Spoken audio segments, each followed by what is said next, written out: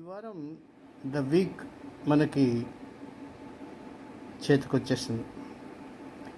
నిజానికి the week ఒక సంచలనాత్మకమైనటువంటి కథనాన్ని ఇచ్చింది. ప్రధాన కథనాన్ని నమ్రత విజయ అహూజా ఇచ్చారు.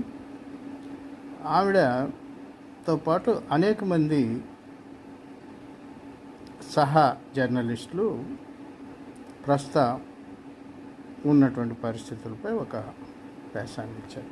ఎందుకు మనం అహూజా వ్యాసాన్ని గురించి ప్రస్తావించామంటే, ఇది దలై లామా గురించి ఇచ్చినటువంటిది. బుద్ధ మాంక్, ప్రపంచం మొత్తం గౌరవించేటువంటి దలై లామా ఇప్పుడు 90వ సంవత్సరంలోకి వచ్చారు.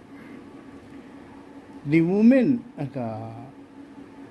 Women who shaped Dalai Lama అనే పేరిట ప్రత్యేక కథనంగా ఇచ్చినటువంటి దీంట్లో అనేకమైనటువంటి అంశాలను చర్చించారు.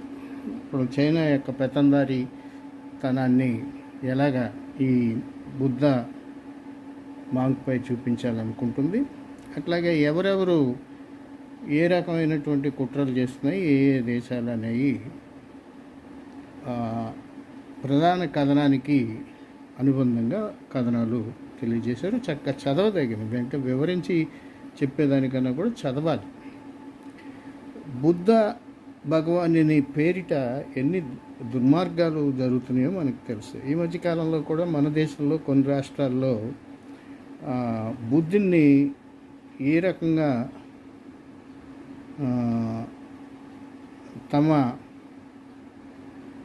సంఘంలో ప్రతిష్ట కోసం దుర్వినియోగం చేసుకుంటున్నాయో పెత్తందారీ వర్గాలు మనకు ఒక అవగాహన ఏర్పడుతుంది. సార్, ది వీక్లో ఈసారి ఇచ్చినటువంటి హెల్త్ సప్లిమెంట్లో కూడా అనేక విషయాలను చర్చించారు. హెల్త్ సప్లిమెంట్లో చాలా కీలక విషయాలు చర్చించారు. Just had a baby, I'm very sad, detached, depressed. ఇది ఒక మూల వ్యాసం. దీన్ని చక్కగా చదవాల్సిన అవసరం ఉంది.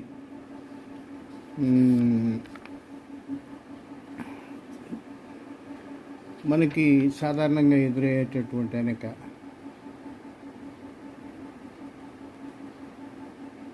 దీంట్లో ఇంకొక సబ్జెక్ట్ కూడా, social media use link to depression risk in preteens. అంటే ప్రీటీన్స్, యవనస్తుల కన్నా ముందు ఉండేటువంటి పిల్లల మీద ఏ రకమైనటువంటి ప్రభావం చూపిస్తుందో మనకి వివరించే వ్యాసం కూడా ఒకటి ఉంది. సో తప్పకుండా ఈ వారం వీక్ మనం చదవాల్సినటువంటి అవసరం.